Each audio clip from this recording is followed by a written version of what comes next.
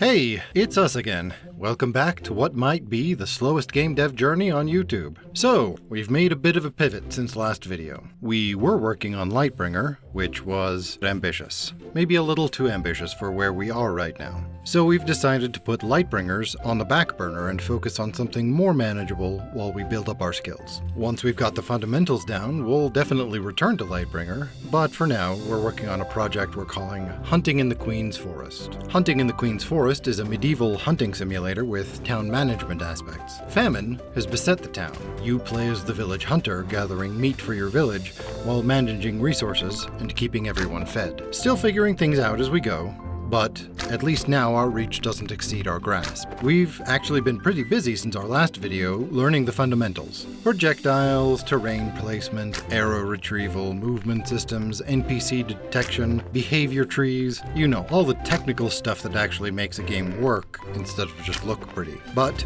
this week, we focused on making the enemies less cooperative. I know it's weird to think of deer as enemies, but just work with me here. So this week, we decided to make the game's enemies less of a glorified moving target and more of an actual threat. Before, we had a system in place where the deer would wander around and graze, like deer normally do, and then run away whenever they caught you getting too close. But we wanted to give them something to do if you pissed them off too much. They can actually hit you now. Apparently, you actually have to program the hurting people part separately from the swinging at people part.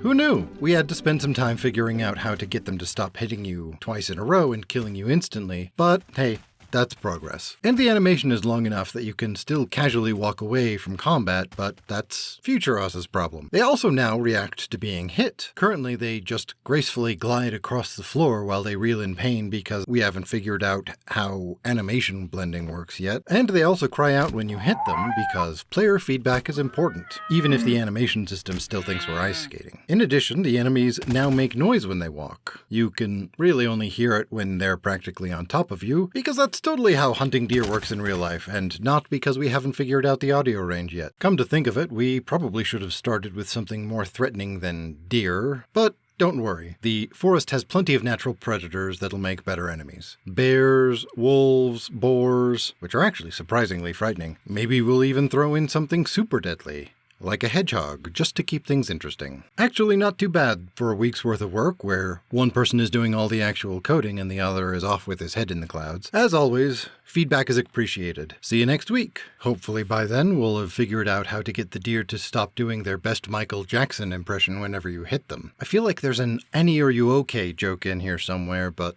it's not coming to me. Anyway, see you next week.